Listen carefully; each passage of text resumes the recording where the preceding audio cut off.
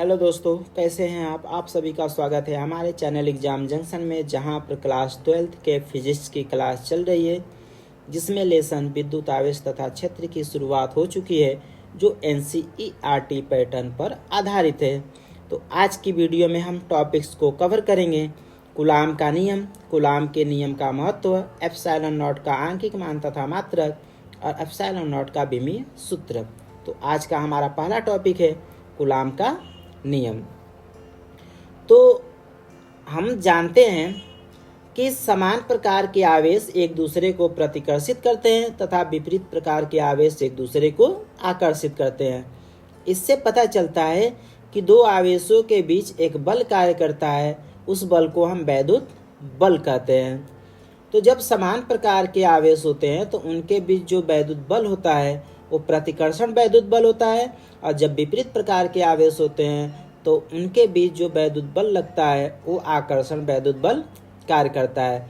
यदि वैद्युत आवेश निर्वात में स्थित हो तब भी उनके बीच वैद्युत बल कार्य करता है। निर्वात का मतलब कि जहाँ पे वायु की उपस्थिति न हो, तो उनमें भी अगर आवेश रखा गया है तो निर्वात में भी वैद्युत बल कार्य करता है।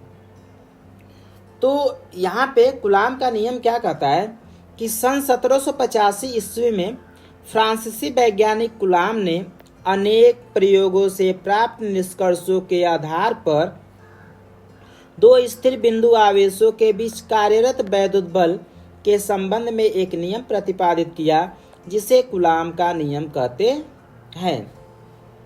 तो इस नियम के अनुसार दो स्थिर बिंदु आवेशों के बीच कार्यरत वैद्युत बल, और वह वैद्युत बल या तो आकर्षण होगा या तो प्रतिकर्षण। जब विपरीत प्रकार के आवेश होंगे, यानी एक प्लस और एक माइनस होगा, तो आकर्षण वैद्युत बल लगेगा, और या दोनों प्लस हो या दोनों माइनस हो तो उनके बीच जो वैद्युत बल होगा वो क्या होगा, प्रतिकर्षण होगा। तो दो स्थिर बिंदु आवेशों के बीच कार्यरत वैद्युत बल दोनों आवेशों के परिमाणों के गुणनफल के अनुक्रमानुपाती तथा उनके बीच की दूरी के वर्ग के व्युत्क्रमानुपाती होता है। एक कूलाम का नियम है। तो इन दोनों आवेशों के बीच जो लगने वाला बल है, उस बल की दिशा क्या होती है? इस बल की दिशा दोनों आवेशों को मिलाने वाली रेखा के अनुदिश होती है। जैसे फिगर में है, Q1 और Q2 है। अगर आकर्षण बल है तो इसकी दिशा A हो जाएगा, इन दोनों आवेशों को मिलाने वाली दिशा के अनुदिश। और जब प्रतिकर्षण बल होगा तो इनकी दिशा यह हो जाएगी, एक दूसरे के विपरीत। ठीक है। तो यहाँ पे यदि दो स्थिर बिंदु आवेश Q1 व Q2 परस्पर r दूरी पर स्थित हो, इस फिगर में Q1 और Q2 है जो एक दूसरे से r दूरी पर स्थित है, तब उनके बीच कार्यरत वैद्युत बल, इन आवेशों के बीच कार्यरत वैद्युत बल। तो हमें पता है कि जब दो स्थिर बिंदु आवेश होते हैं एक दूसरे से कुछ दूरी पे, तो जो उनके बीच कार्यरत वैद्युत बल होता है इन दोनों आवेशों के गुणनफल के अनुक्रमानुपाती। तो यहाँ पे क्या हो जाएगा, तब उनके बीच कार्यरत वैद्युत बल जो F होगा वह अनुक्रमानुपाती होगा दोनों आवेशों के गुणनफल के, यानी Q1 Q2, तथा जो उनके बीच कार्यरत वैद्युत बल है, इन आवेशों के बीच जो कार्यरत वैद्युत बल है उनकी दूरी के वर्ग के क्या होता है, व्युत्क्रमानुपाती। तो F व्युत्क्रमानुपाती 1/r²। और जब इन दोनों को हम क्या करेंगे, मिला देंगे, तो मिलाने पे क्या प्राप्त होगा, F तब F प्रोपोर्शनल अनुक्रमानुपाती Q1 Q2/r², यह प्राप्त हो जाएगा जब दोनों को हम मिला देंगे। और जैसे ही अनुक्रमानुपाती चिन्ह हटाएंगे तो यहाँ पे कोई कांस्टेंट आ जाएगा, और वह कांस्टेंट हम क्या मान लेंगे, स्मॉल k मान लेंगे। तो स्मॉल k Q1 Q2/r², यह हमें प्राप्त होगा। तो जहाँ के, जब हम अनुक्रमानुपाती चिन्ह हटाए हैं तो जो के आया है वह क्या है, अनुक्रमानुपाती नियतांक है। और स्मॉल के का मान आवेशों के बीच के माध्यम, उन दोनों आवेशों के बीच क्या माध्यम रखा गया, उस माध्यम व आवेश दूरी तथा बल के मात्रक पर निर्भर करता है।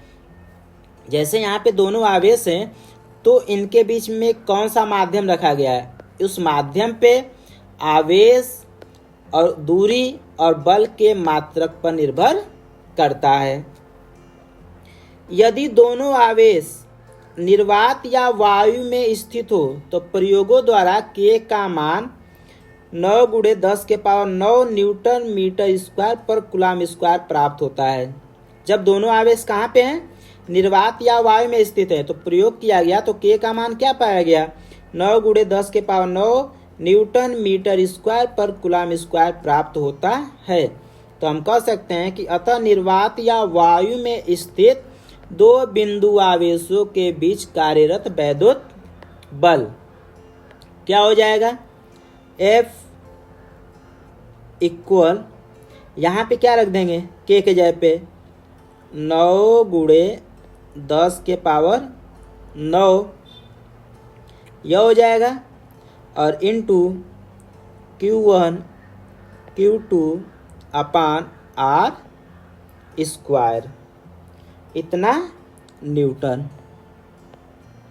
जब बिंदु आवेश कहाँ पे स्थित है, निर्वात या वायु में स्थित है, तो उनके बीच लगने वाला वैद्युत बल क्या हो जाएगा, F equal 9 × 10⁹ into Q1 Q2/R square Newton.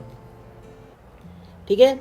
यदि बिंदु आवेश निर्वात या वायु में स्थित हो तब सुविधा के लिए हम के जगह पे क्या रख सकते हैं, 1/4πε0। ठीक है। यदि बिंदु आवेश निर्वात या वायु में स्थित हो तब सुविधा के लिए हम के जगह पे क्या रख सकते हैं, 1/4πε0 रख सकते हैं। तो यहाँ से हमें क्या प्राप्त हो जाएगा, अतः F equal 1/4πε0 Q1 Q2/R square Newton. तो जब कोई बिंदु आवेश निर्वात या वायु में स्थित हो तो उनके बीच लगने वाला वैद्युत बल F equal 1/4πε0 Q1 Q2/R square Newton होता है। यहाँ पे जहाँ 1/4πε0 इक्वल क्या होता है, 9 × 10⁹ न्यूटन मीटर स्क्वायर पर कूलम स्क्वायर, और ε0 को हम क्या कहते हैं, निर्वात की वैद्युतशीलता कहते हैं, तथा ε0 का जो मान होता है 8.85 × 10⁻⁻12 कूलम स्क्वायर पर न्यूटन मीटर स्क्वायर होता है, जो ε0 का मान है, जिसे हम निर्वात की क्या कहते हैं, विद्युतशीलता कहते हैं। इसका मान क्या होता है, 8.85 × 10⁻12 coulomb square newton metre square होता है। ठीक है। यदि आवेशों के बीच निर्वात या वायु के अतिरिक्त, यानी जो आवेश हैं उनके बीच निर्वात या वायु के अतिरिक्त मतलब अलावा कोई अन्य परावैद्युत पदार्थ जैसे कांच, मोम, कागज, अभ्रक आदि हो, तब बिंदु आवेशों के बीच कार्यरत वैद्युत बल। तो जब निर्वात या वायु के अतिरिक्त यानी अलावा कोई अन्य परावैद्युत पदार्थ, कांच रख दें, मोम रख दें, कागज रख दें, अभ्रक रख दें, कोई भी रखेंगे, तो उन आवेशों के बीच जो लगने वाला वैद्युत बल होता है उसका मान क्या हो जाता है, घट जाता है, कम हो जाता है। ठीक है। तो उनके बीच लगने वाला जो वैद्युत बल होगा वो क्या हो जाएगा, F इक्वल 1/4πε0 कैपिटल K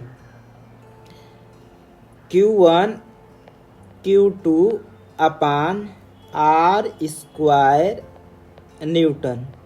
इतना बल कार्य करेगा जब उन आवेशों के बीच कोई परावैद्युत माध्यम रख दिया जाएगा तो लगने वाला वैद्युत बल क्या होगा? F इक्वल 1/4πε0 के Q1 Q2 अपान R स्क्वायर न्यूटन इतना बल कार्य करेगा, जहाँ पे K क्या होता है? आवेशों के बीच के माध्यम का परावैद्युतांक या आपेक्षिक वैद्युतशीलता होती है। ठीक है, जो कैपिटल K है वो क्या होता है? आवेशों के बीच के माध्यम का परावैद्युतांक, जो उन आवेशों के बीच माध्यम रखा गया है उसका परावैद्युतांक होता है, या उसे हम क्या कहते हैं? आपेक्षिक वैद्युतशीलता कहते हैं। ठीक है, तो यहाँ पे जो आवेशों के बीच के माध्यम का परावैद्युतांक होता है वह अलग अलग माध्यम के लिए अलग अलग होता है। जैसे यहाँ पे नोट पॉइंट है पहला, हमें पता है कि जो कूलाम है आवेश का सबसे बड़ा मात्रक है, इससे छोटा मात्रक क्या होता है? Micro coulomb. तो ये नोट पॉइंट काफ़ी महत्वपूर्ण है, इससे याद रखिएगा कि 1 माइक्रो कूलाम बराबर होता है 10⁻⁶ कूलाम। क्योंकि अगर हम प्रश्नों को सॉल्व करेंगे तो वहाँ पे अगर कूलाम के छोटे मात्रक दिए होंगे, माइक्रो कूलाम दिया रहेगा, तो उसे हमें किस में चेंज करना है? कूलाम में चेंज करना है। तो 1 माइक्रो कूलाम बराबर 10⁻⁶ कूलाम। निर्वात या वायु के लिए K का मान क्या होता है? 1 होता है, यानी जो माध्यम का परावैद्युतांक होगा निर्वात या वायु के लिए क्या होगा? 1 होगा। सभी परावैद्युतों के लिए कोई भी परावैद्युत रहेगा उसके लिए जो K का मान होगा वह 1 से क्या होगा? अधिक होगा। और धातुओं के लिए जो K का मान होता है वो क्या होता है? इन्फिनिटी होता है, अनंत होता है। और लास्ट पॉइंट ये याद रखिएगा कि एप्सिलॉन इक्वल ε0 K, जहाँ एप्सिलॉन क्या है? परावैद्युत माध्यम की वैद्युतशीलता। जब आवेशों के बीच में कोई माध्यम रख दिया गया है तो उस परावैद्युत माध्यम की क्या है? वैद्युतशीलता है। ε0 निर्वात की वैद्युतशीलता है और कैपिटल K क्या बताया गया? परावैद्युत माध्यम का परावैद्युतांक है। जब आवेशों के बीच में कोई माध्यम रखा गया है तो उस माध्यम का क्या होता है? परावैद्युतांक होता है। तो ये जो नोट पॉइंट है ये आपके लिए काफ़ी महत्वपूर्ण है। चलिए नेक्स्ट, कूलाम के नियम का महत्व। जो कूलाम है उसके नियम का महत्व क्या है? तो दो स्थिर बिंदु आवेशों के बीच कार्यरत वैद्युत बल छोटे परास की परमाणुवीय दूरियों लगभग में 10⁻⁻11 मीटर तथा नाभिकीय दूरियों 10⁻⁻15 मीटर से लेकर बड़े परास की दूरियों तक के लिए क्या है? सत्य है। यानी जो परमाणुवी दूरियां कितना? 10⁻⁻11 मीटर। और 10⁻⁻11 मीटर सोच लीजिए कितना कम दूरी है। और नाभिकीय दूरी 10⁻⁻15 मीटर, ये सोच लीजिए कितना दूरी है, कम दूरी है। से लेकर जो बड़े परास की दूरियां होती हैं सभी के लिए क्या है? यह सत्य है। तो इसमें पहला पॉइंट है कि जो यह नियम है, इस नियम का पहला महत्व है कि किसी परमाणु में उपस्थित धनावेशित प्रोटॉनों एवं ऋणावेशित इलेक्ट्रॉनों के बीच कार्यरत वैद्युत बल की व्याख्या करता है। यदि किसी परमाणु में धनावेशित प्रोटॉन है और ऋणावेशित इलेक्ट्रॉन है तो उनके बीच जो वैद्युत बल है कार्य करता है उनकी व्याख्या करता है। यह बल ही परमाणु के स्थायित्व के लिए उत्तरदायी है, कि जो परमाणु स्थायित्व है उसके लिए यही बल क्या है? उत्तरदायी है। यह नियम और किसकी दूसरा व्याख्या करता है? परमाणुओं के बीच कार्यरत वैद्युत बलों की व्याख्या करता है। जो परमाणुओं के बीच कार्यरत वैद्युत बल होता है उसकी भी व्याख्या करता है। कौन? कूलाम का नियम, जिसके फलस्वरूप वे अणुओं का निर्माण करते हैं। तीसरा, यह नियम और किसकी व्याख्या करता है? अणुओं तथा परमाणुओं के बीच कार्यरत वैद्युत बलों की व्याख्या करता है। जो अणु और परमाणु होते हैं उनके बीच जो कार्यरत वैद्युत बल होता है उनकी भी व्याख्या करता है, जिसके फलस्वरूप वे ठोस तथा द्रवों की संरचना करते हैं। तो जो अणु और परमाणु होते हैं उनके बीच जो वैद्युत बल होते हैं उनकी भी वह व्याख्या करता है। कौन? कूलाम का नियम। इसी के उपरांत जो ठोस और द्रव होते हैं उनकी संरचना होती है। तो ये थे कूलाम के नियम के महत्व। इसमें कुछ और है कि किसी परमाणु के नाभिक में जो नाभिकीय कणों के बीच कार्यरत प्रबल आकर्षण नाभिकीय बल वह वैद्युत बल नहीं है। जैसे कोई भी परमाणु के नाभिक में जो नाभिकीय कणों के बीच कार्यरत प्रबल आकर्षण नाभिकीय बल होता है वो वैद्युत बल नहीं है। परंतु इसका तात्पर्य यह नहीं है कि वह अगर वैद्युत बल नहीं है तो उनके बीच वैद्युत बल कार्य नहीं करता है। इसका तात्पर्य यह नहीं है। तो जो नाभिकीय कणों के बीच कार्यरत वैद्युत बलों के कारण ही जो भारी नाभिक अस्थायी और अस्थायी हो जाते हैं तथा उनमें रेडियो एक्टिविटी का गुण पाया जाता है। ठीक है। तो जो नाभिकीय कणों के बीच कार्यरत वैद्युत बलों के कारण जो भारी नाभिक होते हैं वो क्या हो जाते हैं? अस्थायी हो जाते हैं तथा उनमें कौन सा गुण पाया जाता है? रेडियो एक्टिविटी का गुण पाया जाता है। ठीक है। तो ये थे कूलाम के नियम का महत्व। चलिए नेक्स्ट टॉपिक हमारा क्या है? एप्सिलॉन नॉट का आंकिक मान तथा मात्रक। ये एप्सिलॉन नॉट का आंकिक मान तो हम बताए हैं, थोड़ा हम निकाल कर बता रहे हैं, और उसका मात्रक। तो यहाँ पे हम जानते हैं वी नो डेट, हम जानते हैं कि 1/4 पाई एप्सिलॉन नॉट इक्वल कितना होता है?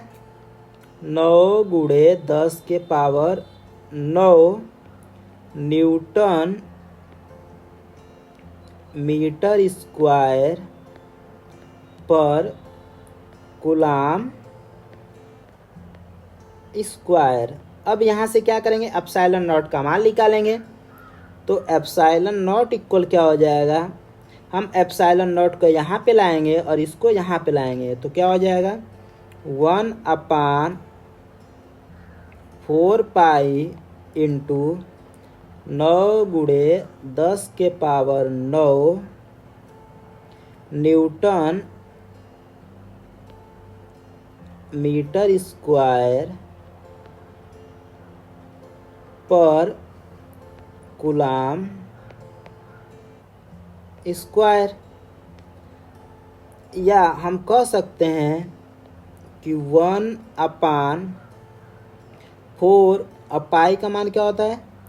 3.14 गुणे 9 गुणे 10 के पावर 9 और न्यूटन मीटर स्क्वायर पर कूलाम स्क्वायर है। तो ये पर कूलाम स्क्वायर ये ऊपर चला जाएगा तो क्या हो जाएगा? Coulomb square upon newton metre square. अब हम क्या करेंगे आगे जब सॉल्व करेंगे? तो एप्सिलॉन नॉट इक्वल 1/, जब इन सभी का गुणा करेंगे, 4 का गुणा 3.14 और फिर 9 का गुणा करेंगे तो कितना आ जाएगा? 113.04। और ये 10 के पावर जो 9 है तो इसको ऊपर ले जाएंगे तो ये क्या हो जाएगा? 10 के पावर -9 कूलाम स्क्वायर पर न्यूटन मीटर स्क्वायर। और थोड़ा सॉल्व करेंगे तो एप्सिलॉन नॉट इक्वल, अब यहाँ देखिए दशमलव के बाद 2 अंक है, दशमलव हटाना है तो 2 जीरो ऊपर बढ़ा देंगे तो ये क्या हो जाएगा 100/11,304 गुणे 10⁻⁻9 कूलाम स्क्वायर पर न्यूटन मीटर स्क्वायर। इतना हो जाएगा। अब हम क्या करेंगे यहाँ पे कि 100 में 11,304 से भाग कर देंगे। तो जैसे ही भाग करेंगे तो हमें क्या प्राप्त होगा, एप्सिलॉन नॉट इक्वल 0.008846। इसके आगे वाले छोड़ दे रहे हैं, गुणे 10⁻⁻9 कूलाम स्क्वायर पर न्यूटन मीटर स्क्वायर। इतना हो जाएगा। अब हम क्या करेंगे, इसे मानक रूप में लिखेंगे। तो दशमलव को क्या करेंगे, दशमलव के पहले एक अंक होना चाहिए, तो दशमलव को हम दाहिने साइड ले जाएंगे। तो 1 2 3 3 स्थान ले जाएंगे, तब दशमलव के पहले एक अंक होगा। तो 3 स्थान ले जाएंगे, तो दाहिने साइड ले जा रहे हैं, तो जो 10 के पावर होगा उसमें से 3 क्या हो जाएगा, घट जाएगा। तो ये क्या प्राप्त होगा, एप्सिलॉन नॉट इक्वल 8.846 गुणे 10 के पावर 3 घटाएंगे तो -9 में से 3 घटाएंगे तो -12 कूलाम स्क्वायर पर न्यूटन मीटर स्क्वायर। तो क्या आगे होगा, एप्सिलॉन नॉट इक्वल दशमलव के 2 स्थान तक शुद्ध लिखेंगे। तो तीसरे स्थान पे अगर 5 या 5 से अधिक रहेगा उसे 1 मानकर जोड़ देंगे। तो ये क्या हो जाएगा, 8.85 गुणे 10 के पावर -12 कूलाम स्क्वायर पर न्यूटन मीटर स्क्वायर। तो ये क्या हो जाएगा आपका, एप्सिलॉन नॉट का आंकिक मान हो जाएगा। एप्सिलॉन नॉट का क्या हो जाएगा, आंकिक मान हो जाएगा। और इसका जो मात्रक है वो क्या है, कूलाम स्क्वायर पर न्यूटन मीटर स्क्वायर। ये इसका मात्रक भी हो जाएगा। और इसके पहले हमने बताया था कि एप्सिलॉन नॉट का आंकिक मान क्या होता है, 8.85 गुणे 10 के पावर -12। ठीक है। और एप्सिलॉन नॉट का कोई मात्रक पूछेगा, जो निर्वात की वैद्युतशीलता जिसे कहते हैं, कूलाम स्क्वायर पर न्यूटन मीटर स्क्वायर। ठीक है। चलिए नेक्स्ट टॉपिक। अब टॉपिक है हमारा एप्सिलॉन नॉट का विमीय सूत्र। तो हमें पता है कि F इक्वल क्या होता है, निकाला गया है कि 1/4 epsilon not Q1 Q2 R square. यहाँ से एप्सिलॉन नॉट का मान निकालेंगे। तो एप्सिलॉन नॉट इक्वल क्या हो जाएगा, 1/4 into Q1 Q2 FR square हो जाएगा। अब यहाँ पे अतः एप्सिलॉन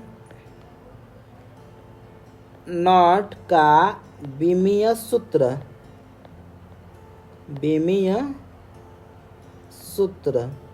जब एप्सिलॉन नॉट का विमीय सूत्र हमें लिखना रहेगा, तो यहाँ ध्यान दीजिएगा कि हमें सबका इधर का भी विमीय सूत्र लिखना रहेगा। तो जो 1/4 है यह क्या है, कांस्टेंट है, ये नियतांक है। तो जब नियतांक होता है तो उसका कोई विमीय सूत्र नहीं होता है। अब यहाँ पे Q1 है, आवेश है, तो आवेश का विमीय सूत्र क्या होता है, AT। एक Q2 का भी क्या हो जाएगा, AT। बल का क्या हो जाएगा, बल का भी में सूत्र यम एल टी पे -2 हो जाएगा। और जो आर है वो दूरी है, तो दूरी का क्या होगा, एल स्क्वायर हो जाएगा। ठीक है, अब हम थोड़ा और इसे आगे देखेंगे। तो यहाँ पे ए है, यहाँ पे है, इन दोनों को जब मिलाएंगे तो क्या लिखेंगे, ए स्क्वायर टी स्क्वायर, यह हो जाएगा। और जब इसको लिखेंगे तो क्या हो जाएगा, यम एल पे 3 टी पे -2 हो जाएगा। अब हम क्या करेंगे, इस जो नीचे वाला है उसे ऊपर ले जाएंगे। तो जब नीचे वाले को हम ऊपर ले जाएंगे तब क्या प्राप्त हो जाएगा, यहाँ से ए होगा कि ए स्क्वायर टी स्क्वायर, और जब यह ऊपर जाएगा तो जो प्लस पावर रहेगा वो माइनस हो जाएगा, और जो माइनस रहेगा वो प्लस हो जाएगा। तो -3 और टी के पावर क्या हो जाएगा, 2 हो जाएगा। अब इन दोनों को मिला कर लिखेंगे तब क्या होगा, m के पावर -1, l के पावर -3, t के पावर कितना हो जाएगा, 2 और 2 4, और a के पावर कितना होगा, 2 हो जाएगा। तो ये क्या हो जाएगा, एप्सिलॉन नॉट का बीमीय सूत्र। तो ये एप्सिलॉन नॉट का क्या है, बीमीय सूत्र है। तो यहाँ से हम MKS पद्धति में एप्सिलॉन नॉट का मात्रक भी लिख सकते हैं। तो यहाँ से क्या हो जाएगा कि MKS पद्धति में एप्सिलॉन नॉट का मात्रक, तो एप्सिलॉन नॉट का मात्रक क्या हो जाएगा MKS पद्धति में, किलोग्राम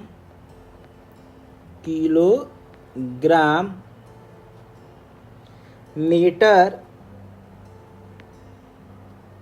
किलोग्राम पे -1, मीटर पे -3, सेकेंड पे 4, और एम्पियर पे पावर 2 है। ये क्या है, MKS पद्धति में एप्सिलॉन नॉट का मात्रक है। ठीक है, किलोग्राम पे -1, मीटर पे -3, सेकेंड के पावर 4, एम्पियर स्क्वायर है। ये क्या है, MKS पद्धति में एप्सिलॉन नॉट का मात्रक। यदि वीडियो आपको अच्छी लगे तो वीडियो को लाइक, सब्सक्राइब और अधिक से अधिक शेयर करें ताकि आपके और दोस्तों के पास पहुंच सके। Thank you, all of you.